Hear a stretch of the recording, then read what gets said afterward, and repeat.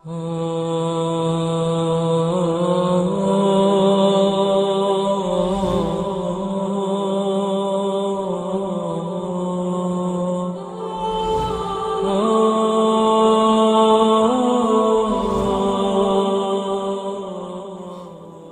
و نصلی علی رسولہ الکریم، اما بعد فاعوذ باللہ من الشیطان الرجیم، بسم اللہ الرحمن الرحیم۔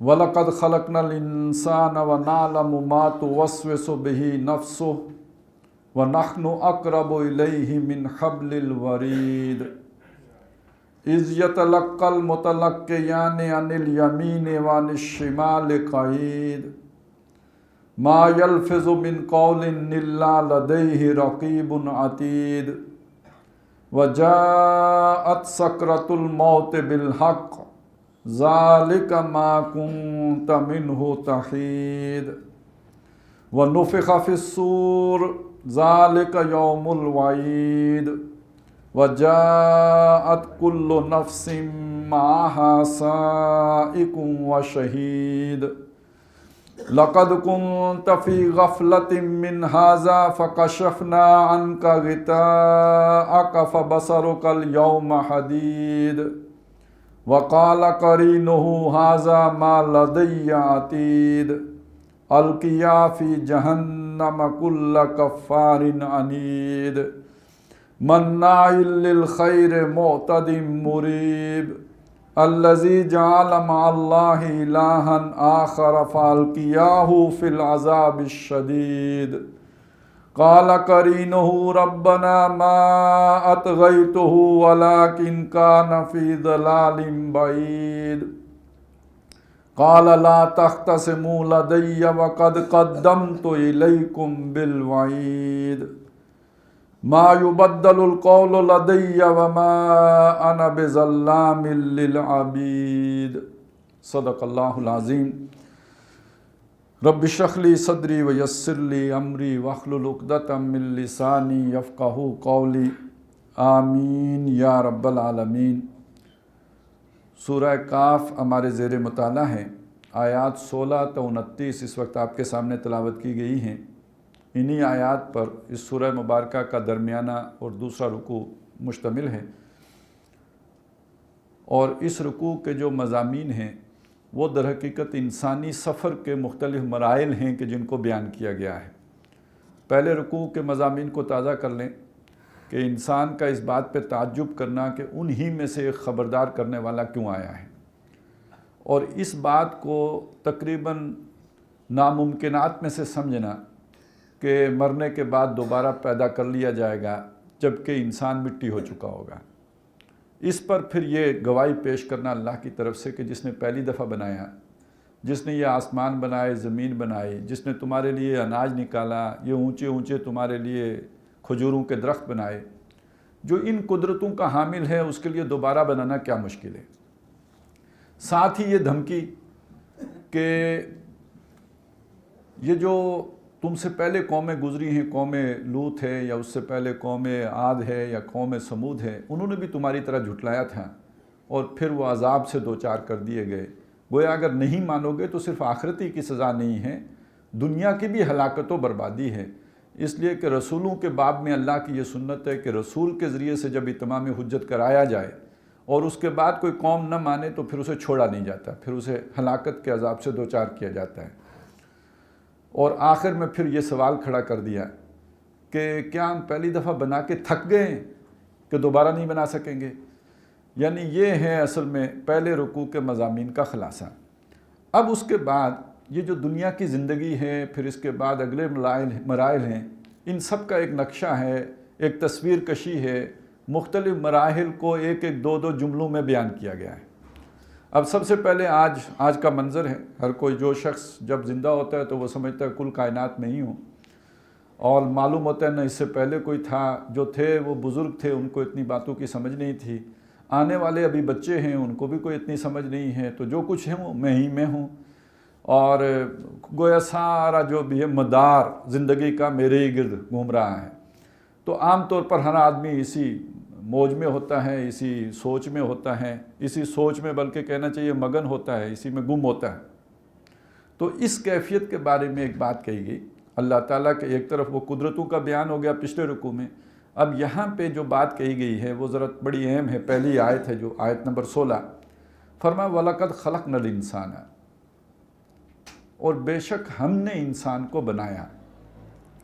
اب یہ جو بنایا ہے، ہم نے بنایا، اس میں ایک بات تو یہ کہی گئی جو پچھلی آیت کے ساتھ جڑا ہوا ہے کہ پہلی دفعہ بنا کے تھک تو نہیں گئے کہ دوبارہ نہیں بنا سکیں گے، پچھلے مضمون سے جوڑیں تو اس کا مطلب یہ ہوگا۔ اور دوسرا معنی اس میں یہ ہے کہ جو بنائے گا اس سے زیادہ کون بہتر جانتا ہوگا۔ یعنی اگر جس آدمی نے یہ کیمرہ بنایا ہے، اس کیمرے کی کیا باریکی ہوگی جو اسے نہ معلوم ہو، استعمال کرنے والے کو اتنا نہیں پتا ہوگا جتنا بنانے والے کو پتا ہوگا۔ اسی بات کو سورہ ملک میں فرمایا کیا وَلَا يَعْلَمُ مَنْ خَلَقَ، کیا وہی نہ جانے گا کہ جس نے بنایا ہے۔ یہ جو ہمارے محاورے میں کہتے ہیں کہ گھر کے بچے کے کسی نے دانت جو ہے نا وہ گنے نہیں ہوتے، اسے پتہ ہوتا ہے وہ کیا ہیں، اس کی عادات اتوار بھی معلوم ہوتی ہیں، طور طریقے بھی معلوم ہوتے ہیں۔ تو جس نے بنایا، کل سیدھی کی، ایک ایک جز اور اس کا عنصر جو ہے جس نے بنایا اور تخلیق کیا، اس سے بہتر جاننے والا کون ہوگا؟ تو یہ وَلَقَدْ خَلَقْنَا الْإِنسَانَ بنانے میں یہ بات بھی آ گئی، ہماری دسترس میں، ہمارے قابو میں ہے۔ ہم نے پہلی دفعہ بنایا تو دوسری دفعہ بھی بنا لیں گے، اور ساتھ ہی یہ بات بھی آ گئی کہ اس کی تمام چیزوں سے ہم پوری طرح باخبر ہیں، اس کے ایک ایک حرکت اور اس کے تمام ذرات سے پوری طرح ہم آگاہ ہیں اور واقف ہیں۔ افلا یعلم من خلق، وہ نہ جانے گا کہ جس نے بنایا ہے۔ تو فرمایا وَلَقَدْ خَلَقْنَا الْإِنسَانَ، اب وہ آگے اس کی تشریح، وَنَعْلَمُ مَا تُوَسْوِسُ بِهِ نَفْسُهُ، اور ہم جانتے ہیں جو اس کا نفس وسوسہ کرتا ہے یا اسے وسوسہ کرتا ہے، یہ وسوسہ اندازی کرتا ہے۔ یہ نفس کیا شے ہے؟ دیکھیے قرآن مجید میں انسان کے لیے نفس کا لفظ جو آیا ہے، ایک تو اس کے پورے وجود کے لیے بھی آیا ہے، جس میں اس کی جان، اس کا جسم، اس کی روح، اس کی سوچ، اس کا قلب، ہر شے شامل ہو گئی، وہ بھی نفس ہے۔ پھر کسی جگہ پہ نفس کا لفظ خاص طور پہ جان کے معنی میں آیا، جیسے کہ اخرجوا انفسکم، اپنی جانیں نکالو۔ فرشتے جب آئیں گے موت کے وقت، اس وقت آ کے کہیں گے اپنا نفس نکالو، مطلب کیا؟ جان نکالو۔ جسم تو یہاں رہ جائے گا نا، جسم کو تو لے کے تو نہیں جانا نا، وہ تو جان لے کے جائیں گے۔ اب وہ جو شے لے کے جائیں گے اس کو بھی نفس کہا، اور یہ پورے کے پورے انسان کو بھی نفس کہا۔ اور ایک جو ہے وہ تقسیم قرآن مجید میں ہمیں اور بھی ملتی ہے، اور وہ ہے ایک نفس لوامہ ہے، ایک نفس امارہ ہے، ایک نفس مطمئنہ ہے۔ جیسے سورہ یوسف میں فرمایا ان النفس لامارۃ بالسوء، بے شک جو نفس ہے وہ بہت زیادہ برائی کا حکم کرنے والا ہے۔ امارہ، امر ہوتا ہے نا حکم کرنا، اور عامر، اور اس سے جو مبالغے کا صیغہ امارہ، بہت زیادہ حکم کرنے والا ہے۔ تو یہ جو نفس ہے یہ بہت زیادہ برائی کا حکم کرنے والا ہے۔ سورہ قیامہ میں ایک اور نفس کا ذکر ہے، لا اقسم بیوم القیامہ ولا اقسم بالنفس اللوامہ، اور میں قسم کھاتا ہوں نفس لوامہ کی، نفس ملامت گر، وہ نفس جو ملامت کرتا ہے۔ یعنی جب آدمی گناہ کرے تو گناہ کرنے کے بعد وہ ملامت کرتا ہے، ٹوکتا ہے، اس کی چبن ہوتی ہے کہ آپ نے یہ غلط کام کیوں کیا۔ خود انسان کے اندر کی ایک کیفیت ہوتی ہے کہ اسے ضمیر کی خلش جسے ہم کہتے ہیں، تو یہ ایک نفس لوامہ بھی ہے۔ اور آخری پارے میں جو سورۃ الفجر کی آخر میں فرمایا کہ یا ایتھا النفس المطمئنہ، اے وہ جان جو مطمئن ہے۔ تو اب نفس تین قسم کے تو یہ بیان ہو گئے، ایک نفس کا معنی قرآن مجید میں جان کا آ گیا، ایک نفس پورے وجود کو جس میں یہ ساری چیزیں موجود ہیں اس سب کو بھی نفس کہا گیا۔ تو اب یہاں جس شے کو نفس کہا گیا وہ سمجھنے کی ضرورت ہے کہ کسے کہا گیا۔ وہ نفس جو وہ ملامت کرنے والا نہیں، جو وسوسہ کرتا ہے۔ تو جو بھی نفس امارہ ہے، یا یوں سمجھ لیں جو انسان اللہ نے بنایا ہے، اس کی جو مختلف رجحانات اس کے اندر رکھے ہیں، تو سب سے پہلی تو انسان کی حقیقت سمجھنے کی ضرورت ہے کہ یہ ہے کیا۔ جب ہم خالص سائنس کے روح سے دیکھیں گے انسان کو تو یہ ایک حیوان ہے، بس یہ ہے کہ ارتقاء یافتہ حیوان ہے۔ باقی حیوان جو ہے وہ ذرا تھوڑی ابھی حیوانیت کی سطح پر ہیں، اس نے ذرا ترقی کر کے بہتر حیوان بن گیا ہے۔ باقی ابھی 4 ٹانگوں پہ چلتے ہیں، اس نے اپنی 2 ٹانگوں کے بازو بنا لیے ہیں اور کھڑا ہو گیا ہے۔ دم بھی اس کی جڑ گئی ہے، پہلے کبھی ہوا کرتی تھی اور اب نہیں رہی ہے۔ تو اگر خالص سائنسی نقطہ نظر سے دیکھیں گے تو ہے تو حیوان ہی، ذرا بس ایک جو ہے وہ ایوالوڈ اینیمل ہے، باقیوں کی نسبت باقی حیوانوں سے ذرا ترقی یافتہ حیوان ہے۔ ان کے بال ذرا لمبے لمبے ہوتے ہیں، اس کے ابھی چھوٹے چھوٹے رہ گئے ہیں جسم کے اوپر، بازوں کے بالکل ہی ختم ہو گئے ہیں، البتہ یہ کہ کچھ جگہوں پہ ابھی باقی ہیں۔ یہ وہی حیوانات کی علامات کے کچھ جو ہے وہ شواہد موجود ہیں اس کے اوپر۔ تو ایک تو یہ اس کا وجود ہے جسے آپ کہیں گے کہ سمجھا یہ گیا سائنسی طور پہ خالص حیوان ہے۔ دوسری طرف یہ کہ قرآن مجید کا جب ہم مطالعہ کرتے ہیں تو معلوم ہوتا ہے کہ یہ حیوان ہی نہیں ہے، ہاں حیوان بھی کہا گیا ہے، اولئک کالانعام بل ہم اضل، یہ چوپائے کی طرح ہیں بلکہ ان سے بھی گئے گزرے ہیں۔ اور ثم رددناہ اسفل السافلین، پھر گرا دیا پٹک دیا اس کو نچلوں میں سب سے نیچے۔ تو ایک طرف تو یہ باتیں بھی آ گئیں اور وہ بھی آ گیا ان النفس لامارۃ بالسوء، اور دوسری طرف یہ کہ قرآن مجید یہ بھی کہتا ہے کہ انسان کو بہت اعلیٰ تقویم پر پیدا کیا گیا ہے، لقد خلقنا الانسان فی احسن تقویم، اور وَلَقَدْ كَرَّمْنَا بَنِي آدَمَ وَحَمَلْنَاهُمْ فِي الْبَرِّ وَالْبَحْرِ وَرَزَقْنَاهُمْ مِنَ الطَّيِّبَاتِ وَفَضَّلْنَاهُمْ عَلَىٰ كَثِيرٍ مِّمَّنْ خَلَقْنَا تَفْضِيلًا۔ تو ایک طرف بنی آدم کی یہ تکریم ہے، عزت ہے، وہ بہت اونچی مسجود ملائک ہے، وَإِذَا سَوَّيْتُهُ وَنَفَخْتُ فِيهِ مِن رُوحِي فَقَعُوا لَهُ سَاجِدِينَ۔ تو فرشتوں کو حکم دیا گیا جب میں اسے بنا چکوں، سنوار چکوں، اس میں اپنی روح میں سے پھونک چکوں، تو اس کے آگے سجدے میں گر پڑنا۔ تو معلوم ہوا کہ یہ تو پھر حیوان سے کوئی ممتاز بات ہے جو یہاں پر ہو رہی ہے، یہ ہے در حقیقت اس میں وہ جو روح پھونکی گئی ہے۔ اچھا، یہ روح اور جان علیحدہ چیزیں ہیں، یہ دو بالکل ایک چیز نہیں ہے، روح اور شے ہے، جان علیحدہ شے ہے۔ اور یہ بات سمجھ لیجئے کہ انسان کا جو حیوانی وجود ہے، جس کو سائنس سمجھتی بھی ہے، جانتی بھی ہے، جس پر وہ باتیں بھی کرتی ہے، اور ہماری سارے میڈیکل سائنس ہو یا سائیکالوجی ہو، وہ اسی حیوان انسانی سے بحث کرتی ہے، تو وہ تو ایک معلوم چیز ہے ہی، اور اس کے اندر جان بھی موجود ہے۔ جان تمام حیوانوں میں ہوتی ہے، اس حیوان میں بھی جان ہے۔ جو روح ہے وہ کوئی حیوانی وجود کے بغیر، ایسا نہیں کہ اپنا وجود برقرار نہ رکھ سکتی ہو، اس کا وجود اس وجود کے بغیر بھی ہو سکتا ہے۔ وہ ایک خود مکتفی وجود ہے، سیلف سفیشینٹ ہے، سیلف ایویڈنٹ ہے، اسے اس وجود کی حاجت نہیں ہے اپنے وجود کے لیے، وہ ایک مکمل علیحدہ وجود ہے۔ جیسے فرشتے کو، اب فرشتہ جیسے بھی اس کی جو ہے وہ ایک وجود ہے، اس کا جسم کی کیا صورت ہے کوئی نہیں جانتا، تو وہ بغیر جسم کے بھی اپنا ایک وجود رکھ سکتا ہے، تو اسی طرح انسانی روح بغیر جسم کے بھی اپنا وجود رکھ سکتی ہے۔ تو ایک یہ حیوان انسان ہے، ایک یہ فرشتہ انسان کہہ لیجئے، ان دو کو اللہ نے جوڑ دیا ہے اس دنیا میں، وگرنہ یہ کہ اس سے پہلے جو عالم جس میں انسان رہ کے آیا ہے، جہاں پہ اللہ نے اس سے عہد بھی لیا، الستو بربکم قالوا بلا، وہاں ہماری ارواح تو تھیں، جسم نہیں تھا۔ اسی طرح عالم برزخ میں جسم یہاں رہ جاتا ہے، وہ ہماری ارواح کو محفوظ کر لیا جاتا ہے، پھر عالم آخرہ میں دوبارہ ان کو جوڑ دیا جائے گا، ایک نیا جسم دیا جائے گا، اس میں وہ روح ڈال دی جائے گی۔ لیکن یہ کہ یہ جو اللہ نے جسم یہاں پہ دیا ہے، اس کے ساتھ اس دنیا میں آ کے اس روح کو، اس فرشتے والی انسان کو بھی ساتھ جوڑ دیا ہے۔ وہ جو فرشتے والی صلاحیت ہے ہماری یا کیفیت ہے، یا جو نفس کی وہ والی کیفیت ہے، اسے آپ کہیں گے نفس لوامہ، نفس مطمئنہ، وہ ایک اطمینان کی کیفیت۔ جیسے فرشتے کا اللہ سے تعلق ہے، ایسے ہی انسانی روح کا اللہ کا بڑا قرب کا تعلق ہے، بڑے قریب کا تعلق ہے، بڑے یوں سمجھیے کہ وہ اللہ ہی کے نور سے جو ہے پھوٹی ہوئی ایک کرن ہے۔ اس سے آگے جو جہاں تک انسانی جو حیوانی وجود کا تعلق ہے، آپ اس میں دیکھیں گے تو وہ تمام چیزیں جو حیوانوں میں پائی جاتی ہیں اس میں بھی پائی جائیں گی۔ کھانے کی ضرورت ان کو بھی ہے، کھانا انسان کی بھی ضرورت ہے۔ اپنی ذات کی دفاع کے لیے وہ بھی کوشاں ہوتے ہیں، انسان بھی کوشاں ہوتا ہے۔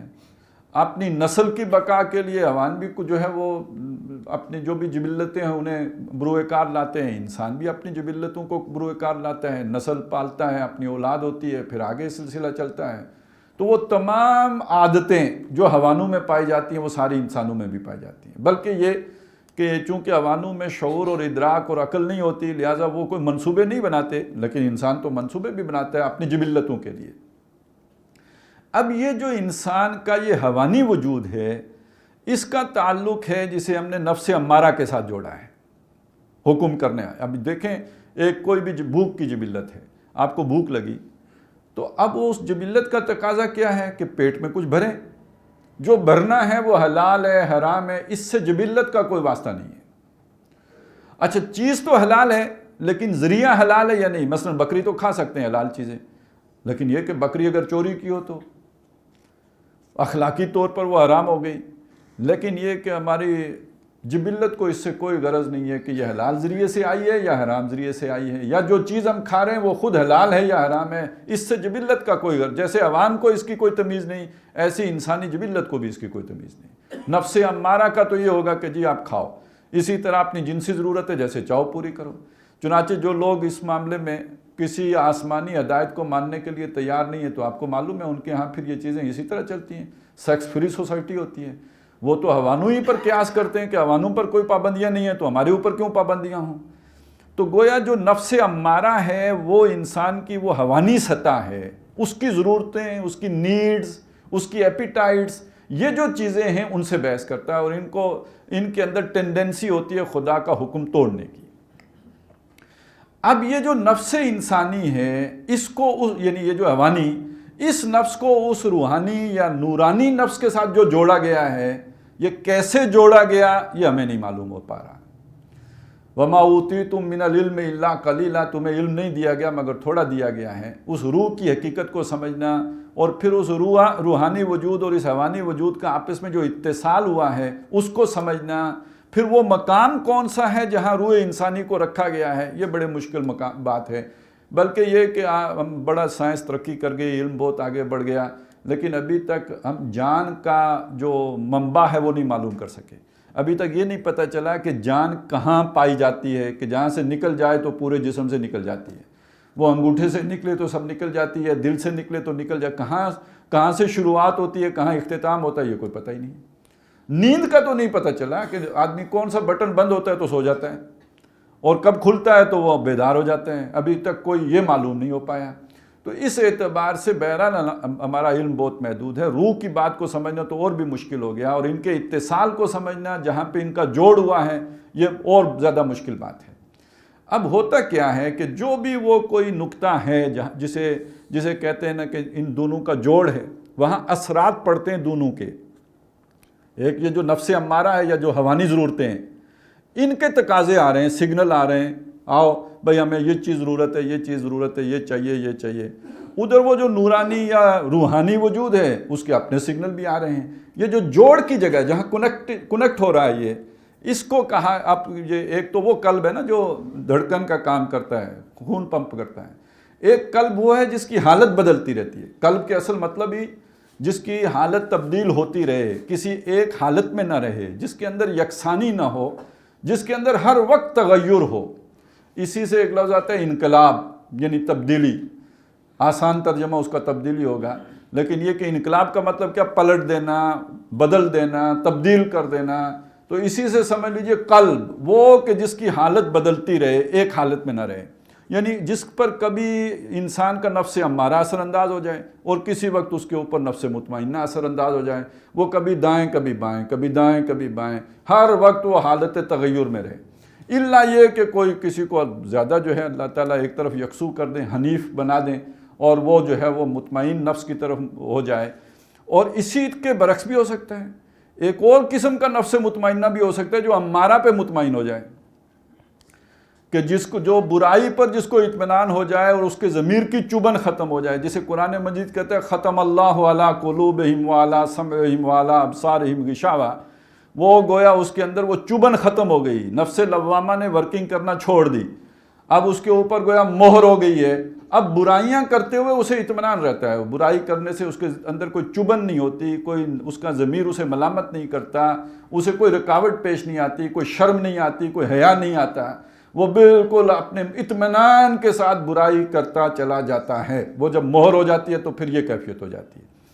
لیکن یہ کہ ایک کیفیت وہ ہے کہ گویا انسان نہ اس طرح وہ جو ہے وہ چین ہے اسے نیکی کی طرف جائے تو پیچھے جو ہے وہ گھر کی ضرورتیں یا اپنی جبلی ضرورتیں وہ اسے پریشان کر دیتی ہیں، اور بدی کی طرف جائے تو اس کو نیکی کی ضرورتیں پریشان کر دیتی ہیں۔ تو اکثر و بیشتر لوگوں کا معاملہ تو یہی رہتا ہے کہ کبھی یوں اور کبھی یوں، ارادہ باندھتا ہوں، سوچتا ہوں، توڑ دیتا ہوں، کہیں ایسا نہ ہو جائے، کہیں ایسا نہ ہو جائے، اسی تذبذب، اسی تربص، اسی تردد، اسی گو مگو کی کیفیت میں انسان رہتا ہے۔ اب یہ جو انسان کا نفس امارہ ہے، یہ جو دل کے اوپر، اب دل سے مراد جو ہے وہ جگہ کہ جہاں پہ دونوں کا اتصال ہو رہا ہے، جس کو یہاں پہ نفس کہا گیا کہ وہ جو نفس آ کے تو اس کو کر رہا ہے، وسوسہ ڈال رہا ہے، یا اپنی طرف کھینچ رہا ہے، یا برائی کی طرف رغبت دے رہا ہے، یا وہ جو زمینی ضرورتیں ہیں وَلَٰكِنَّهُ أَخْلَدَ إِلَى الْأَرْضِ، وہ زمینی کی طرف جھکتا چلا گیا، یعنی جو نیڈز ہیں اور بیسک جو ضرورتیں ہیں انہی کی طرف متوجہ ہو گیا، تو وہ آ کے اپنا جو ہے وہ ضرورتیں وہاں پہ رکھتی رہتی ہیں۔ اب اس کا تعلق جس چیز کے ساتھ ہے وہ سمجھ لیجئے، تعلق اس چیز، یہ اس وسوسے کا تعلق اس چیز کے ساتھ ہے کہ ایک معاملہ وہ ہوتا ہے جو ہم سوچ کر کرتے ہیں، مثلا کوئی نیک کام کریں یا کوئی برا کام کریں، جو بھی کریں ارادہ کر کے کرتے ہیں، ہمیں معلوم ہوتا ہے یہ کام ہم کیوں کر رہے ہیں، چوری کر رہے ہیں تو کیوں کر رہے ہیں، نماز پڑھ رہے ہیں تو کیوں پڑھ رہے ہیں، ہمیں معلوم ہے۔ ایک صورت یہ بنتی ہے کہ ہم کر رہے ہوتے ہیں کوئی نیکی کا کام، نیت بھی ہماری نیک ہوتی ہے، نفس کے اندر نیچے سے وسوسہ کوئی اور ہوتا ہے، یعنی یہ بھی ایک معاملہ ہے نا کہ ایک ہمارے شعور کی سطح ہے، ایک شعور کے نیچے تحت الشعور ہے، ایک اس سے بھی نیچے لا شعور ہے، یعنی وہ چیز جس کا ہمیں شعور نہیں۔ تحت الشعور ہے وہ ہے کہ جسے قرے دیں تو معلوم ہو جائے گا کہ میں یہ سوچ رہا تھا، تھوڑی دروں بینی کریں، انٹروسپیکشن کریں، پتہ لگ جائے گا یہ کام میں نے کیا، بظاہر میں اس لیے کر رہا تھا لیکن میں نے جب قرید کے دیکھا، چھلکا اتارا، اندر سے وہ نکل آیا۔ لیکن یہ کہ اس سے نیچے کیا ہے یہ ہمیں پتہ نہیں ہوتا۔ ہو سکتا ہے ایک ہم نیکی کا کام کر رہے ہوں، لیکن یہ کہ اس کے پیچھے سوچ، اصل سوچ جو وسوسے والی سوچ ہے وہ کسی برائی والی ہو، اس کے پیچھے نیکی کا جذبہ نہ ہو، برائی والی سوچ ہو، یہ انسان کو خود بھی نہیں پتہ ہوگا۔ مثلا یوں دیکھیے، بعض لوگ، اب شہرت حاصل کرنا ہر آدمی کی خواہش ہے، وہ جبلی ضرورت ہے شہرت۔ وہ کسی نے کہا کہ، اور بہت سے لوگوں پہ وہ بات صادق بھی آتی ہے کہ ہم طالب شہرت ہیں، ہمیں ننگ سے کیا کام، بدنام اگر ہوں گے تو کیا نام نہ ہوگا؟ تو کئی لوگ ایسے بدنامی قبول کر لیتے ہیں کہ چلے نام تو ہوگا نا، ڈاکے ماریں گے نام ہوگا، کپڑے کم پہنیں گے نام ہوگا، اور بولڈ سین فلمائیں گے تو نام ہوگا، شہرت ملے گی، رب عزت دے گا۔ تو اپنے اپنے تصورات ہیں، شہرت انسان طلب کرنے کی کوشش کرتا ہے، کوئی دولت سے شہرت حاصل کرتا ہے، کوئی اقتدار سے شہرت حاصل کرتا ہے۔ تو یہ بھی تو ہو سکتا ہے نا کہ کوئی شہرت ہی کا طالب ہو، اسے اور کوئی رستہ نہ ملا ہو تو نیکی کے رستے، شہرت کے رستے پہ چل پڑا ہو، اس لیے کہ بہت بڑا راہب ہے، بڑا اللہ والا ہے، اس نے تو شادی ہی نہیں کی ساری زندگی، یہ تو بڑا تہجد گزار ہے، اس نے تو بڑے جہاد میں گھوڑے دوڑائے ہوئے ہیں بحر ظلمات میں۔ اب یہ ساری باتیں بھی تو اس کی شہرت میں اضافے کا باعث بن رہی ہیں، نہیں ہے وہ نیکی کا۔ اچھا، اسی طرح سخی ہے، بہت سخی، بڑا انداتا، لوگ غریبوں میں مال لٹانے والا، بڑا خرچ کرنے والا، نیکی کے کام کرنے والا، اور یہ کہ بڑا علم پھیلانے والا، یہ ساری چیزیں وہ ہیں کہ جن کے ساتھ شہرت جڑی ہوئی ہے۔ بظاہر نیکی کی باتیں ہیں، کرنے والا بھی یہ سمجھ رہا ہوگا کہ میں نیکی کا کام کر رہا ہوں، جبکہ نیچے کہیں تہ میں، لاشعور میں، نیکی کی بجائے وہاں پر جو ہے وہ کوئی جبلی ضرورت جو ہے وہ کار فرما ہوگی، اپنی جبلت ہی کی تسکین میں لگا ہوگا۔ اور بعض ناسمجھ تو کہہ بھی دیتے ہیں کہ بھئی بڑی لذت حاصل، نیکی کر کے بڑی لذت ملتی ہے۔ اب یہ کون سی لذت ملتی ہے؟ لذت کا تعلق تو عام طور پر جو ہے وہ انسان کی جبلت کے ساتھ ہے، نہ کہ اس کی کوئی روحانیت کے ساتھ ہے۔ تو اس اعتبار سے بات کو سمجھ لیں کہ یہاں جو بات اللہ تعالیٰ بتا رہے ہیں وہ کیا ہے کہ ہم تو تمہاری وہ بات بھی جانتے ہیں جو تم خود نہیں جانتے، تم اپنے نفس کے وسوسے کو نہیں جانتے، ہم جانتے ہیں۔ یہ ساری بحث کا خلاصہ یہ سورہ جو ابھی ہم نے مغرب کی پہلی رکعت میں جو ہم نے پڑھا تھا، سورہ تغابن کی 4 آیات، اس میں دیکھیے اللہ کے علم کو کس کس طرح بیان کیا گیا ہے۔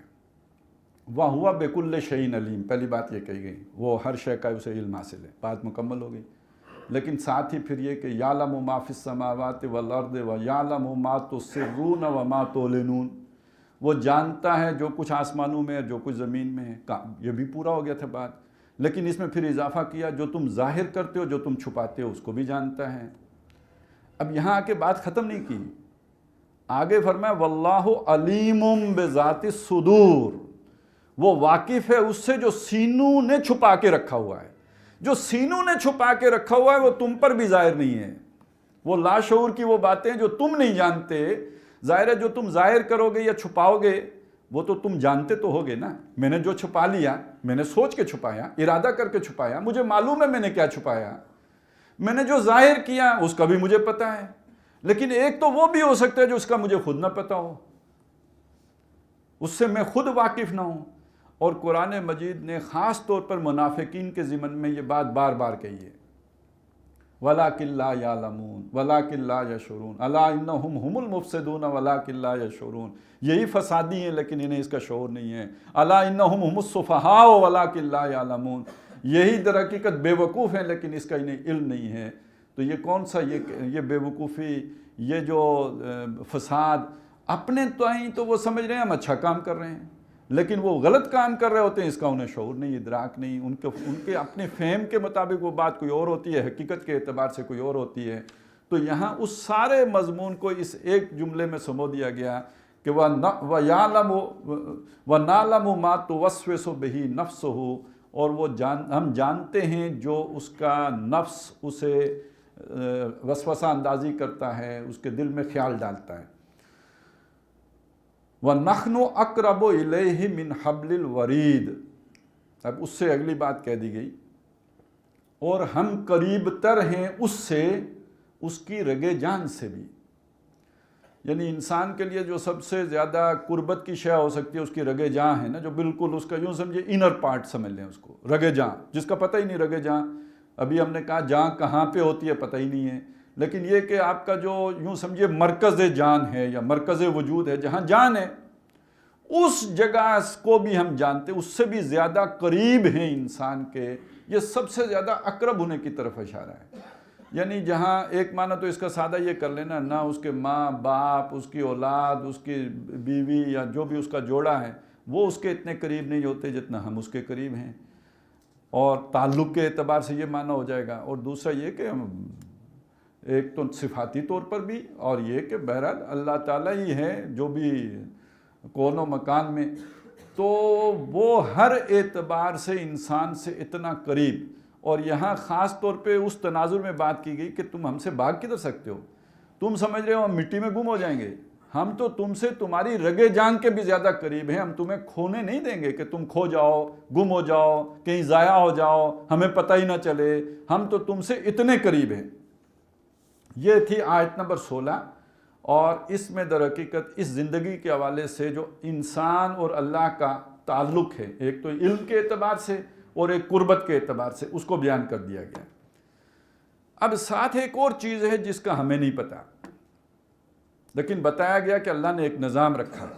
اچھا, میں پچھلی آیت, ویسے تو بات کافی طویل ہو گئی ہے, لیکن یہ کہ اہم مضامین ہیں, یہ سارے سمجھ جائیں آدمی تو اچھا ہے. کہ اسی کے ساتھ جڑی ہوئی وہ بات ہے کہ یہ جو انسان کے اندر دو طاقتیں ہیں, خیر کی اور شر کی. ایک طرف وہ نفس امارہ ہے جو کہہ سکتے ہیں آپ شر کی طاقت ہے, انسان کو برائی کی طرف راغب کرتا ہے, اور ایک اس کے اندر وہ خیر کی طاقت ہے, نفس مطمئنہ ہے یا نفس لوامہ ہے, جو اسے خیر کی طرف بلاتا ہے, کھینچتا ہے. تو اسی طرح سمجھ لیجئے کہ باہر بھی, خارج میں بھی یہ اسی طرح کی دو طاقتیں موجود ہیں, بلکہ دو طاقتیں موجود ہیں. ایک غیر مرئی خیر کی طاقت اور ایک مرئی خیر کی طاقت, ایک غیر مرئی شر کی طاقت اور ایک مرئی شر کی طاقت. غیر مرئی شر کی طاقت جنات اور انسان, من الجنت والناس الذی یوسوس فی صدور الناس, من الجنت والناس. ایک تو نفس وسوسہ اندازی کرتا ہے, اور اس نفس کے ساتھ وسوسہ اندازی کرنے والی ایک شے اور بھی ہے, اور وہ شے ہے جن بھی اور انسان بھی, وہ بھی وسوسہ اندازی کرتے ہیں. اور دوسری طرف فرشتے ہیں خیر کی طاقت, غیر مرئی, اور اسی کے ساتھ وہ انسان ہیں جو نیکی کی دعوت دینے والے, نماز کی طرف بلانے والے, امر بالمعروف نہی عن المنکر کرنے والے انسان, نیکی کے پھیلانے والے انسان, جو رغبت دلانے والے ہیں لوگوں کو خیر کی طرف. تو یہ مرئی مخلوق. اچھا, اسی میں پھر نبی آئیں گے, پھر صدیقین, شہداء, عام انسان جو مبلغین ہیں یا داعیان دین ہیں, وہ سارے اسی ذیل میں آ جائیں گے. تو یہ ایک طرف خیر کی طاقتیں دو, تو گویا جو بھی آپ نے جس چیز پہ فوکس کرنا ہے وہ انسان کے اندر خیر کی طاقت ہے, اسے ایکٹیویٹ کرنا ہے, اسے ابھارنا ہے, اسے اجاگر کرنا ہے. اور ایک شر کی طاقت ہے, شیطان ہیں, جنات ہیں, اس کی جو مانوی اولاد ہے, اور اسی طرح انسانوں میں سے. اچھا یہ انسانوں اور آگے چاہ کے وہ قرین کا مضمون آئے گا تو میں تھوڑی سی اس کی وضاحت یہ کر دوں. انسانوں میں سے جو بعض لوگ ڈھیٹ ہو جائیں، یعنی یہ کہ جن کی خیر کی طاقت بالکل جو ہے وہ دب جائے اور وہ زندہ لاش بن جائیں، ختم اللہ علی قلوبہم کی صورت ہو جائیں، اب یہ گویا چلتے پھرتے شیطان ہیں. ان شیطانوں کے ساتھ پھر ان غیر مرئی شیطانوں کی آپس میں کمیونیکیشن ہو جاتی ہے، ان کے رابطے ہو جاتے ہیں. آتے ہیں غیب سے یہ مضامین خیال میں، تو جو مضامین خیال میں آتے ہیں وہ شیطانوں کی طرف سے بھی ہو سکتے ہیں، فرشتوں کی طرف سے بھی ہو سکتے ہیں. تو یہ جو قرآن مجید میں سورہ انعام میں یہ مضمون آیا ہے کہ یہ اسی طرح جو ہے ہم نے ہر نبی کے مقابلے میں اس کے دشمن کھڑے کیے. عدواً شیاطین الجن والانس یوحی بعضهم الی بعض زخرف القول غرورا. ہر نبی کے دشمن کھڑے کیے، جنوں میں سے بھی اور انسانوں میں سے بھی. اگر نبی کے دشمن کھڑے ہوئے ہیں تو ہر نیک آدمی کے بھی دشمن کھڑے ہوں گے، اور وہ جنوں میں سے بھی ہوں گے اور انسانوں میں سے بھی ہوں گے. اور یہ جن اور انس کا پھر آپس میں رابطہ ہوگا. یوخی بعضهم الی بعض، وہ ان میں سے بعض کی طرف وحی کریں گے، یعنی ان کے کانوں میں ڈالیں گے، ان کے دلوں میں وسوسہ ڈالیں گے، ان کے ذہن میں خیال ڈالیں گے، ان کو سوچ ڈالیں گے. اور اس سے مراد ظاہر ہے کہ وہ شیاطین جن جو ہیں ان شیاطین انس کی طرف وہ وحی کریں گے. اور یہ جو شیاطین انس ہیں پھر اس کو کہا گیا یہ ہوگی کیا بات، جو وہ بات کریں گے کیسی بات ہوگی؟ زخرف القول غرورا. یہ بات ہوگی قول کا زخرف، یعنی قول بات، اور زخرف سنہری، جس کا مطلب یہ ہے کہ بڑی اٹریکٹیو، بڑی پرکشش. سنیں گے، آپ کوئی شعر سنتے ہیں تو طبیعت کھنچ جاتی ہے نا اس کی طرف. اسی طرح کوئی فلسفہ، کوئی بعض لوگ چھوٹے چھوٹے جملے بولتے ہیں اور معلوم ہوتا ہے کہ بہت ہی پیارا جملہ ہے، آدمی بالکل کانوں میں رس گھول دیتا ہے، بڑا پیارا سا جملہ، تو آدمی کی توجہ ہو جاتی ہے اس کی طرف. غرور آ، لیکن ان کی ایک صفت یہ ہوگی کہ یہ فراڈ ہوگا. اس کی مطلب بظاہر بڑی چکا چوند، بڑا مرصع مسجع گفتگو، لیکن یہ کہ اس کے معنی کوئی نہیں ہوں گے، بے مقصد بات ہوگی، بے تکی بات ہوگی. کئی جملے آپ کو سننے کو ملیں گے، بظاہر بڑے اچھے جملے ہیں، بڑے اٹریکٹیو جملے ہیں. اب یہ دیکھیں نا، روشن خیالی ایک لفظ ہے، بڑا اچھا لفظ ہے، بڑا معنی پرور لفظ ہے، بڑا طبیعت کھنچے گی اس کی طرف. روشنی اور روشن خیال، معلوم ہوا یہ تو کوئی بڑا یعنی انبیاء کے طریقے پر چلنے والا ہے. یخرجہم من الظلمات الی النور، روشنی میں لے کے جانے والا ہے. لیکن یہ کہ اس کے اندر سے نکلے گا کیا؟ بے حیائی، عریانی، فحاشی. تو غرور ہے یا نہیں، دھوکہ ہے یا نہیں؟ زخرف القول غرورا. بات بڑی اٹریکٹیو، لیکن یہ کہ معنی بہت گندے، خبیث، دیکھنے میں طیب، اندر خباثت. اوپر جو میک اپ ہے وہ بڑا اعلیٰ عرفہ، معلوم ہوگا کلو پترا آئی ہے، بس ذرا منہ دھلاؤ تو اندر سے جو ہے وہ بھوتنی نکلے. تو یہ ہے اصل میں ایک پوری سوچ، زخرف القول غرور. اور یہ ہر طرف آپ کو ملے گی، آپ کو یہ نیکی کے راستے میں بھی ملے گی، برائی کے راستے میں بھی ملے گی. اور باتیں بڑی اٹریکٹیو، لیکن اندر اس میں کوئی معنی نہیں، خاک، کچھ بھی نہیں، بالکل بیکار باتیں. تو یہ شیاطین جن اپنے ان انسان دوستوں، اور انسان دوستوں میں سے ایرے غیرے پر نہیں، یہ جو بڑے غیر معمولی صلاحیتوں کے مالک لوگ ہوتے ہیں، اونچے درجے کا ادیب، بہت بڑا شاعر، بہت غیر معمولی ذہانت رکھنے والا آدمی، اس کے ساتھ ظاہر ہے شیطان بھی اتنے فضول کام تو نہیں کرتا کہ کسی ایرے غیرے پہ محنت کرے گا تو فائدہ کیا ہوگا، سارا نقصان ہو جائے گا، تو کسی بڑے کوئی وہ ہوگا. آپ بعض سائنسدانوں کا سنیں گے، پڑھیں گے، ان کی حالات زندگی کے بڑے نالائق تھے، میٹرک میں فیل بھی ہو جاتے تھے، اچانک بہت بڑے سائنسدان بن گئے، بڑے ذہین و فتین ہو گئے. تو یہ غیب سے مضامین جو آنے شروع ہوئے تو پھر اس کے بعد ذہانت بھی آنا شروع ہو گئی. تو یہ ہے زخرف القول غرورا. اچھا، اب یہ ایک قرآن مجید نے ساتھ اور بات بھی کی، احادیث میں آیا ہے، قرآن نے بھی کہا وَمَنْ يَعْشُ عَنْ ذِكْرِ الرَّحْمَنِ نُقَيِّضْ لَهُ شَيْطَانٌ فَهُوَ لَهُ قَرِينٌ. جو رحمان کی یاد سے غافل ہوا، اس پر ہم معین کر دیتے ہیں، متعین کر دیتے ہیں ایک شیطان کو، اور وہ اس کا دوست بن جاتا ہے. یہاں اس کا تعین نہیں کیا گیا، بتایا نہیں گیا کہ وہ شیطان غیر مرئی ہوگا کہ مرئی ہوگا. میں نے آپ کو بتا دیا شیاطین جن بھی ہو سکتے ہیں، شیاطین انس بھی ہو سکتے ہیں. یہاں صرف یہ کہا گیا کہ جو شخص جس کے دل میں جو اللہ کی یاد سے غافل ہو گیا، اس پر اللہ تعالیٰ ایک شیطان مسلط کر دیتا ہے جو اس کا دوست بن جاتا ہے، دوست بن کے آتا ہے۔ دوسرے مقام پہ آتا ہے کہ وہ جب آخرت میں جنت میں پہنچ جائے گا نیک آدمی، تو وہ کہے گا میرا ایک دوست بھی ہوتا تھا جو بڑا روشن خیال تھا، جو کہتا تھا کہ تو بھی مانتا ہے وہی کو، آخرت کو، حوروں کو، جنت کی نعمتوں کو۔ تو اللہ تعالیٰ یا کوئی بھی فرشتہ اسے کہے گا تو دیکھے گا اس کو، تو اس کے بارے میں تو جاننا چاہے گا کہ وہ تیرا دوست جو ہے روشن خیال دوست وہ کدھر ہے؟ تو پھر اسے دکھایا جائے گا ایک کوئی جس طرح بھی دکھایا جائے گا، اسکائپ پہ دکھائیں گے، ایمو پہ دکھائیں گے، جیسے بھی دکھائیں گے دکھایا جائے گا، تو وہ دوزخ کے بیچ میں پڑا ہوگا۔ تو معلوم ہوا انسان دوست تھا، یہ کوئی شیطان جو ہے وہ تھا شیطان ہی، لیکن غیر مرئی نہیں تھا، انسان تھا۔ اب یہ جو انسان دوست بن کے آپ کے پاس آیا، جو آپ پر مسلط کر دیا گیا، اس کا رابطہ ادھر پیچھے شیطان دوست کے ساتھ ہے۔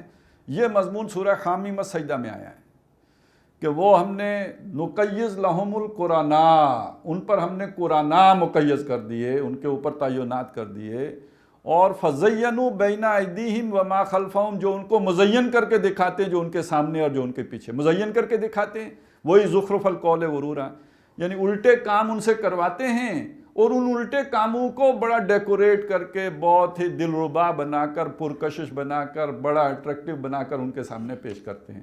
یہ جو آتے ہیں نا ماہرین آ کے پریزنٹیشن دیتے ہیں، اور اس پریزنٹیشن کو سننے کے بعد آدمی سمجھتے ہے کہ ہاں یہ کام تو کریں گے تو ملک دگنی چگنی ترقی کرے گا، اور جب وہ شروع کرتے ہیں تو پتہ چلتا ہے کہ وہ جو پہلی ترقی کی ہوئی تھی اس کا بھی پٹھا بیٹھ گیا ہے۔ تو یہ آ کے وہ پریزنٹیشنیں دینے والے، اور یہ ایسے ہی دوست جس کو مل جائیں، اب وہ پریزنٹیشن گھر سے مل رہی ہو یا جہاں سے بھی مل رہی ہو، ابھارنے والے، آمادہ کرنے والے، تو یہ ان کے لیے پھر مقیض تعینات کر دیتے ہیں وہ شیاطین انسان، جن کے تعلقات ان شیاطین جن کے ساتھ ہوتے ہیں، اور پھر یہ کہ یہ بڑا خوبصورت ایک منظر کشی کر کے، سبز باغ دکھا کے، لہلاتا منظر دکھا کے بندے کو اس رخ پہ لے جاتے ہیں اور چلا لیتے ہیں۔ البتہ اس میں ایک بات سمجھ لیجئے، اللہ تعالیٰ زیادتی نہیں کر، اختیار انسان کے پاس ہے، شیطان زبردستی ورگلا کے نہیں لے جا سکتا ہے، وہ اس کے سامنے ایک منظر پیش کرتا ہے، اس کے بعد فیصلہ انسان نے خود کرنا ہوتا ہے، اور جب تک اس کے اندر خرابی نہ ہو وہ شیطان جبراً اسے ادھر لے کے نہیں جا سکتا۔ اب فرمایا اذ یتلقی المتلقیان عن الیمین وعن الشمال قعید، یہ تو ایک منظر ہے، اللہ کا علم ذاتی ہے، وہ تمہارے وسوسوں سے بھی واقف ہے، لیکن یہ کہ ایک اس نے دنیا کو ایک ثابت کرنے کے لیے کہ جسٹس ہوا ہے، اللہ نے اپنے ذاتی علم پہ فیصلہ نہیں کیا، بلکہ یہ کہ اس نے انصاف کے سارے تقاضے پورے کیے، اس کے لیے اس نے دو گواہ بھی بٹھائے ہوئے ہیں۔ اذ یتلقی المتلقیان، جب دو لینے والے لیتے جاتے ہیں، وصول کرتے جاتے ہیں، اور یہاں معنی لکھتے جاتے ہیں، عن الیمین وعن الشمال، دائیں طرف اور بائیں طرف قائد بیٹھے ہوئے ہیں، وہ دائیں طرف والا فرشتہ جو ہے وہ لکھ رہا ہے نیکیاں، بائیں طرف والا فرشتہ لکھ رہا ہے برائیاں، کوئی شے جو ہے وہ لکھے چھوڑتا نہیں، ہر شے وہ ریکارڈ ہو رہی ہے، جو کہا گیا کرامن کاتبین، وہ دو لکھنے والے ہیں، یعلمون ما تفعلون، وہاں پہ تفعلون کہا، جو کرتے ہیں لوگ اس کو وہ لکھ لیتے ہیں، یہاں تفعلون نہیں کہا، یہاں کا ما یلفظ من قول الا لدیہ رقیب عتید، نہیں تلفظ کرتا وہ کسی بات کا مگر ایک پاس بیٹھا ہوا ہے چوکنا، فوراً نوٹ کر لے، یہ نہیں کہ کوئی مس ہو گیا، وہ کہیں دائیں دیکھ رہا تھا تو وہ بات کر کے گزر گیا، یا وہ کسی کی توجہ کسی اور طرف تھی تو وہ بات ہو گئی اسے پتہ نہیں چلا، نہیں، کوئی بات اس کے زبان سے تلفظ نہیں ہوتی مگر یہ کہ وہ سب ریکارڈ کر رہا ہے۔ اب اس سے یعنی یہ تو ہلکی بات ہے نا کہ کسی کا یعنی بہت ہی باریک بات ہو گئی کہ کسی کا تلفظ بھی یاد کر لینا، تو عمل تو اس سے آگے کی شے ہے، وہ تو یاد ہے ہی ہے۔ اس سے نیچے کی شے ہے، وہ ہے دل کا وسوسہ، وہ تو اللہ جانتا ہے، اس کے بارے میں یہ نہیں ہے کہ وہ فرشتہ ریکارڈ کرتا ہے، ضروری نہیں کہ وہ فرشتے کو پتہ بھی چلے، لیکن یہ کہ اس کے ریکارڈ کا یہاں ذکر نہیں ہے، ہاں یہاں انسان کی زبان پر جو بات آئی اس کا ریکارڈ کا ذکر ہے۔ اب وہ جو اللہ نے ریکارڈ کیا ہے، جس کو وہ جانتا ہے، تو اس کے بارے میں بھی آتا ہے یوم تبلی السرائر، جس دن راز کھولے جائیں گے۔ یہ تو ظاہر ہے نا، جو کچھ تلفظ ہوا، جو کچھ ظاہر ہوا، جو عمل ہوا، یہ تو سب کے سامنے ہے، اور یہ ریکارڈ بھی ہو گیا، فرشتوں نے لکھ بھی لیا، لیکن ایک وہ ہے کہ جو چھپا ہوا ہے، جو فرشتوں کے ریکارڈ میں نہیں آیا، جو تو سوچ میں رہ گیا، نیتوں میں رہ گیا، ارادوں میں رہ گیا، تو جب وہ کھولے جائیں گے وہ تو اللہ جانتا ہے، اس کو معلوم ہے کہ وہ نیتیں اور ارادے اور سوچیں اور اس کے پیچھے رجحانات کیا تھے، بظاہر نیکی کا کام تھا تو اندر کھاتے کیا تھا، یہ تو صرف اللہ کو معلوم ہے اور وہی اس کو کھول کے سامنے لے آئے گا۔ اچھا، یہ جو صورتیں ہیں یہ ساری مکی جو ہم پڑھیں گے، ابھی سورہ کاف پڑھ رہے ہیں، آگے زاریات پڑھیں گے، پھر سورہ قمر ہے، نجم ہے، یہ سورہ رحمان، واقعہ، اس کے بعد مدنی صورتیں شروع ہوتی ہیں۔ یہ جو مدنی صورتیں ہیں 10 صورتیں، وہ ایک خاص اعتبار سے ان کی اہمیت ہے۔ قرآن مجید کا جو ظاہری ایک خاص طور پہ جو ایک صوتی آہنگ ہے، اس کا جو ایک ادبی ایک شان ہے، اس کے اعتبار سے اور ایمان بالآخرہ کے اعتبار سے ان کی بڑی اہمیت ہے ان صورتوں کی۔ لیکن یہ کہ ایک قرآن کا پیغام ہے، ایک جذبہ عمل جو دیتا ہے، اس کے اعتبار سے ان مدنی صورتوں کی بڑی اہمیت ہے۔ اور خاص طور پہ ایک اور اعتبار سے سمجھیں کہ جو پہلی وحی رسالت کی ہے، ایک تو نبوت کی ہے نا، اقرا باسم ربک الذی خلق، وہاں سے نبوت کا آغاز ہوا ہے، جہاں سے نبی اکرم صلی اللہ علیہ وسلم کی رسالت کا آغاز ہوا ہے۔ اس میں پہلا تو خطاب ہے یا ایھا المدثر، پہلی آیت تو اس پر ہو گئی، یہ تو خطاب ہے۔ اس کے بعد حکم 2 ہیں، قم فانذر وربک فکبر، آپ کھڑے ہوں خبردار کریں اور اپنے رب کی تکبیر کریں۔ یہ جو مکی صورتیں ہیں یہ در حقیقت رب کے طرف سے انذار کی صورتیں ہیں، خبردار کرنا، وارن کرنا، آنے والے دن یہ ہیں، یہ ہونے والا ہے، تم سے یہ پوچھا جانا ہے، یہ مکی صورتوں کا مضمون ہے۔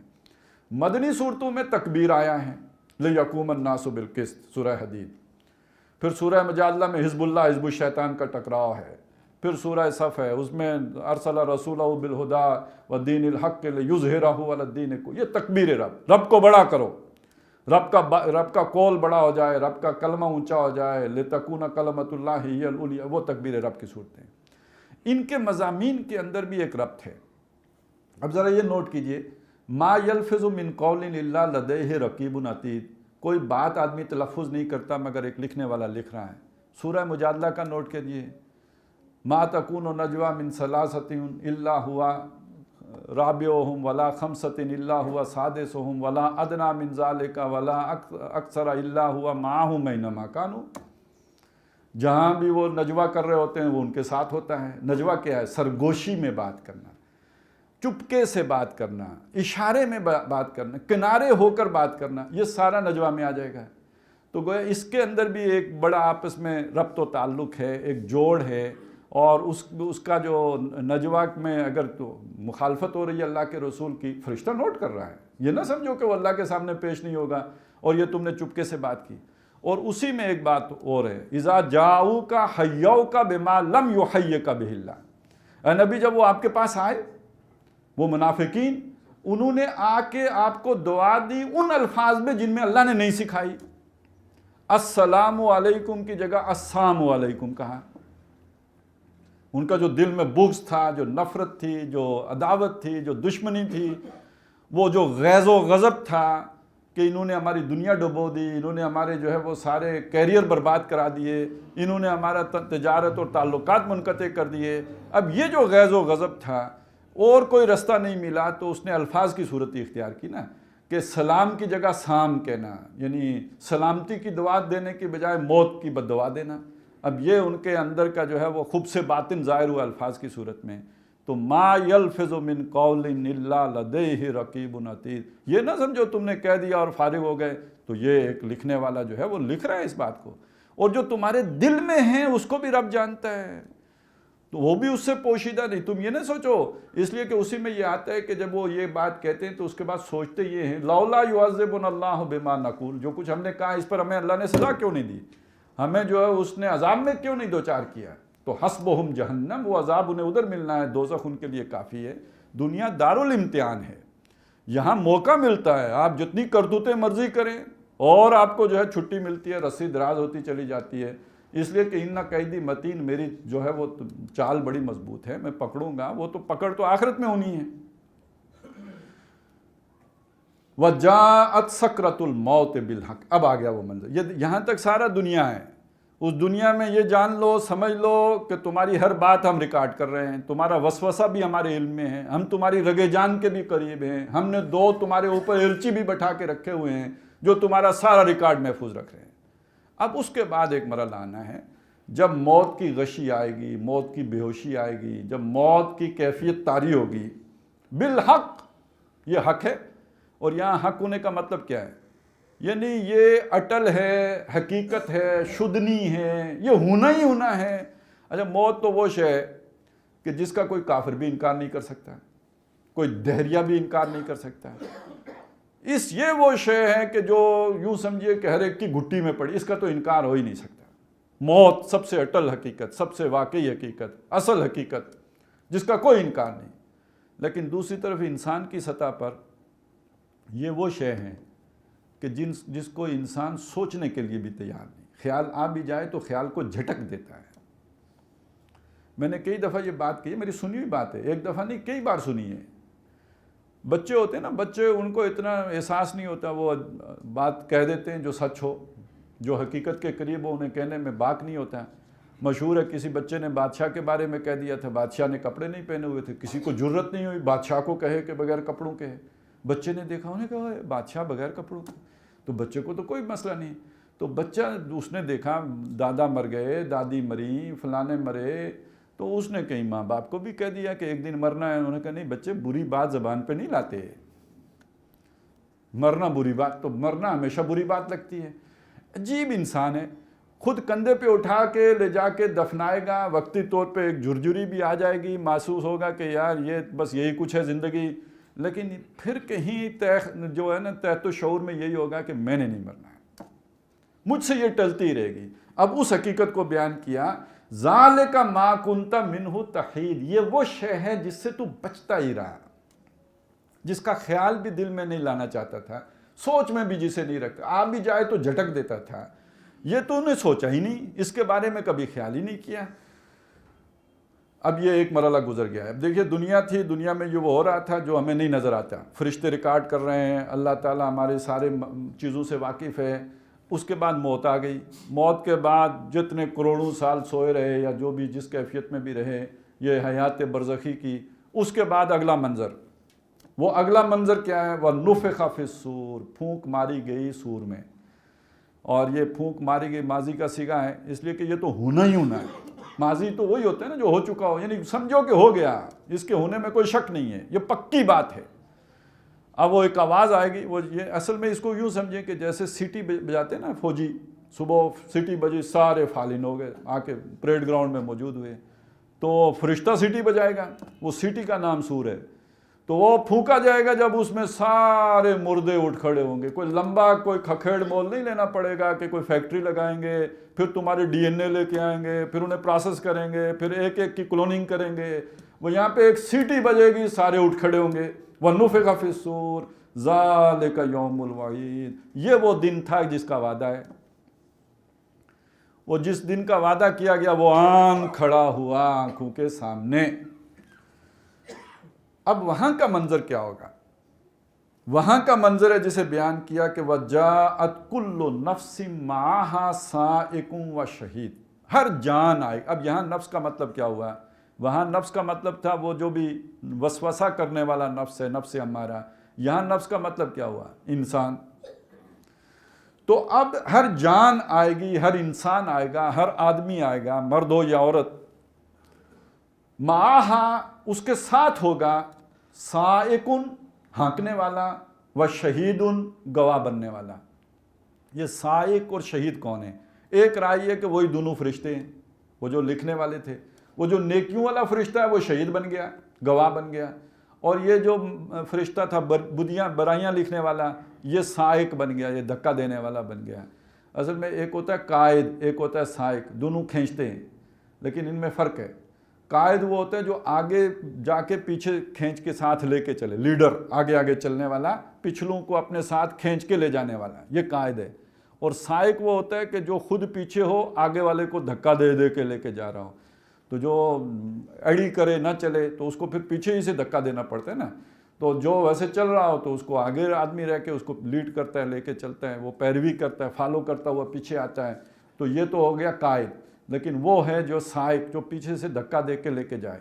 تو اسی معنی میں وہ ڈرائیور کو سواق بھی کہتے ہیں کہ وہ انجن کے پیچھے بیٹھ کے ایکسیلیٹر دیتا ہے تو وہ چلتا ہے۔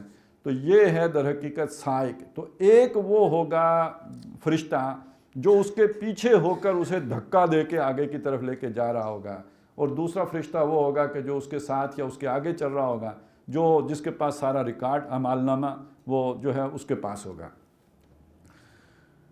لَقَدْ كُنْتَ فِي غَفْلَةٍ مِّنْ هَذَا، اے انسان، اب یہ کون کہے گا کہ تو غفلت میں رہا اس سے؟ یہ جو اب منظر ہے نا، اس منظر کو کبھی تو نے اپنے تصوری میں نہیں لایا، خیال کے نزدیک ہی نہیں رہا۔ ایک دن یہ بھی تو ہونا ہی ہے نا۔ ہم سوچتے ہیں ہم کراچی جائیں گے، وہاں پہ ایئرپورٹ پہ اتریں گے، یوں جائیں گے، ادھر جائیں گے، وہاں جائیں گے، مینار پاکستان جائیں گے، یہ دیکھیں گے، وہ دیکھیں گے۔ یہ منظر بھی کبھی ذہن میں تم نے لانے کی کوشش کی ہے کہ ایک دن ایسا بھی آئے گا، تو ہوگا، تیرے ساتھ ایک سائق ہوگا، ایک شہید ہوگا، وہ تجھے ایک عدالت میں لے کے جا رہے ہیں اور ہونا ہی ہے۔ تو اپنے تصور میں کبھی یہ لائے؟ تو یہ ہے وہ کہ جس سے تو غفلت میں رہا، فَكَشَفْنَا عَنْكَ غِطَاءَكَ فَبَصَرُكَ الْيَوْمَ حَدِيدٌ، تو آج ہم نے تیری آنکھ کا پردہ ہٹا دیا۔ پردہ پڑا رہا نا اس منظر کے آگے، یہ منظر تو نے نہیں دیکھا، آج وہ پردہ ہم نے ہٹا دیا، تو آج تیری نگاہ لوہے کی ہو گئی۔ لوہے کی معنی یہاں پہ کیا ہوگا کہ بڑی تیز ہو گئی، اب تو بڑا دور دیکھ رہی ہے۔ جب تجھے دیکھنا چاہیے تھا تو نے نہیں دیکھا، اور آج یہ ہے کہ بہت تیز ہو گئی، اب تمہیں سارا منظر تیری نگاہوں کے سامنے آ گیا ہے۔ اب یہ کون کہے گا، اس کا ذکر نہیں، اللہ کہے گا، یا یہ کہ وہ سچویشن در حقیقت یوں سمجھیے کہ جسے کہتے ہیں نا کہ وہ حالات خود ہی بول رہے ہوں گے کہ گویا یہ وہ منظر تھا جس کا تو نے سوچا ہی نہیں، غور ہی نہیں کیا، یا کوئی فرشتہ کہے گا۔ وَقَالَ قَرِينُهُ، اور اس کا قرین کہے گا۔ اب یہ کون سا قرین ہے؟ وہ فرشتہ بھی قرین ہو سکتا ہے کہ جس کے پاس ریکارڈ ہے، جو شہید جس نے بننا ہے، جس نے گواہی دینی ہے، وہ قرین ہے۔ یہ قرین وہ دوست بھی ہو سکتا ہے جو اس پر متعین کیا گیا تھا، وَقَيَّزْنَا لَهُمُ الْقُرَانَا، وہ بھی ہو سکتا ہے۔ اور یہاں زیادہ مراد معلوم ہوتی ہے کہ جو حدیث میں آیا ہے، ہر انسان کے ساتھ ایک شیطان ہوتا ہے۔ وہ شیطان جو ہے، بلکہ حضور سے پوچھا کہ آپ کے ساتھ، آپ نے فرمایا ہاں میرے ساتھ بھی، لیکن میں نے اسے مسلمان کر لیا ہے، یا یہ مطلب بھی ہے کہ میرا جو ہے میرے اوپر اس کا داؤ نہیں چلتا، لیکن یہ کہ ہر انسان کے ساتھ ایک شیطان بھی لگا ہوا ہے۔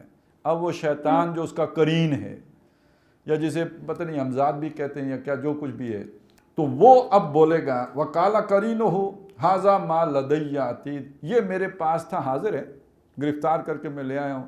اب یہ الفاظ ایسے ہیں کہ وہ جیسے سائق جو فرشتہ جس نے پکڑ کے لے کے گیا اس کو، وہ کہے گا کہ اللہ میں اسے پکڑ کے لے آیا ہوں، تیرے حضور پیش کر دیا ہے، جیسے پولیس والا جا کے عدالت میں پیش کرتا ہے تو اس نے آ کے پیش کر دیا ہے۔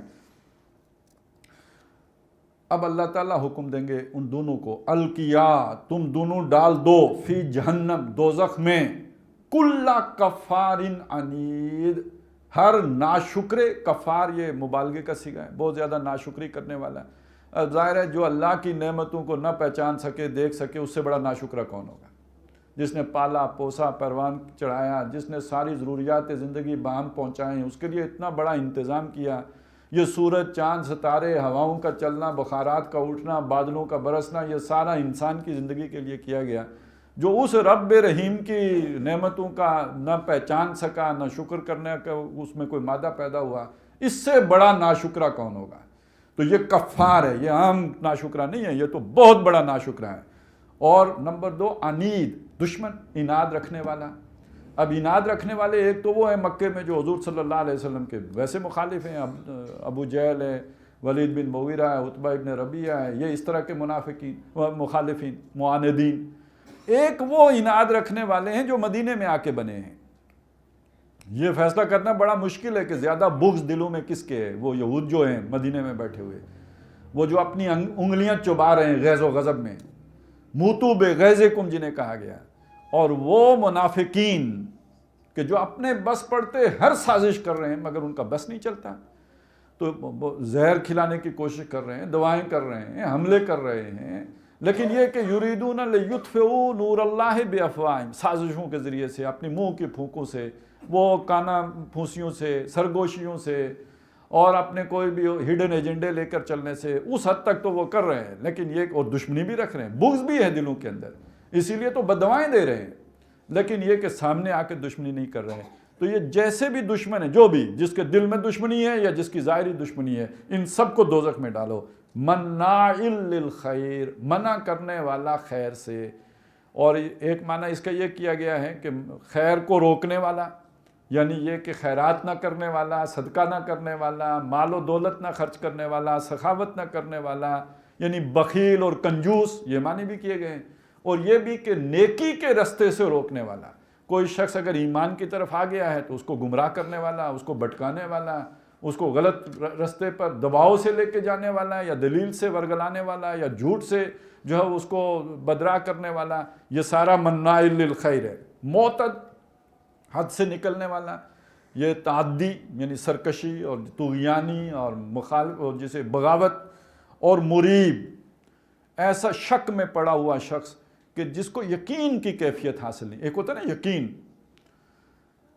یقین وہ شے ہے کہ جس سے انسان کے عمل کے اندر یکسوئی آتی ہے، اور وہ شخص کے جسے یقین کی کیفیت حاصل نہ ہو، ابھی جو ہے وہ ایک رخ پہ تھا، تھوڑی دیر میں دوسری رخ میں مذبذب رہا، تذبذب میں رہا، تربص میں رہا، تردد میں رہا، گو مگو میں رہا، کبھی دائیں کبھی بائیں، ارادہ باندھتا ہوں، سوچتا ہوں، توڑ دیتا ہوں، کہیں ایسا نہ ہو جائے، کہیں ایسا نہ ہو جائے، یکسو نہیں ہوا، اس نے اپنی پریارٹیز کا تعین نہیں کیا، اس نے یہ نہیں طے کیا کہ میں آخرت کے لیے جیوں گا، دنیا کا نقصان ہو تو بے شک ہو جائے، بلکہ یہ کہ وہ دونوں کشتیوں کا مسافر رہا۔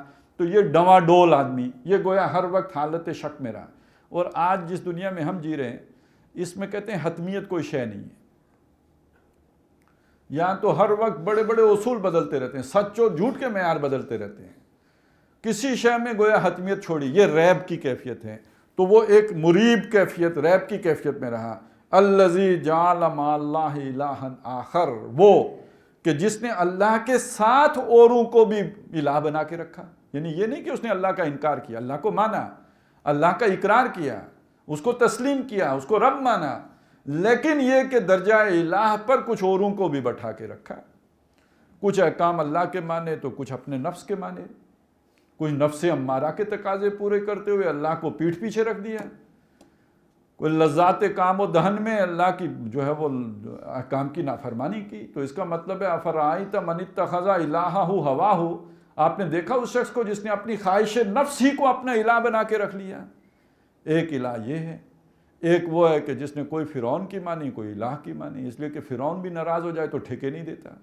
اب قارون جیسی بندے کے سٹیٹس ہو، گورنمنٹ کنٹریکٹر ہو، ٹھیکے تو سارے گورنمنٹ سے ملتے ہیں، اب کچھ باتیں گورنمنٹ کی مانیں گے، کچھ اپنا بیانیہ گورنمنٹ والا رکھیں گے، فرعون خوش رہے گا تو ٹھیکہ ملے گا، فرعون ناراض ہو گیا تو ٹھیکے بند۔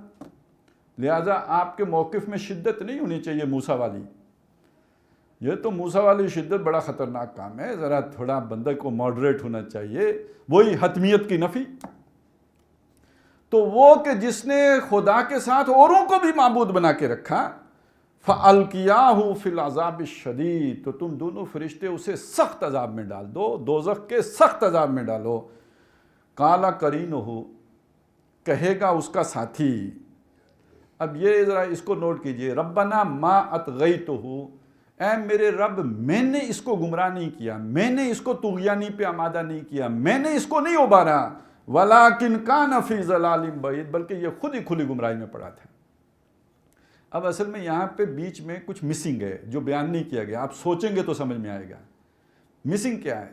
یہ جس کو پکڑا گیا نا، جس کو اب دوزخ میں ڈالنے کا حکم ہو گیا ہے، یہ اب بہانے بنا رہا ہے، یہ کہہ رہا ہے میرے رب اصل میں تو بڑا شریف آدمی تھا، میں تو آپ کو پتہ ہے بہت ہی بامروت، بہت ہی شرافت کا پیکر تھا، یہ مجھے چکر اس شیطان نے دیا، جو قرین آپ نے میرے ساتھ لگا دیا تھا نا، وہ جو مجھے چیزیں ڈیکوریٹ کر کے دکھاتا، بڑی اچھی رپورٹ پیش کرتا تھا میرے آگے، یہ مجھے چکر سارے اس نے دیے ہیں، میں تو بڑا شریف آدمی ہوں۔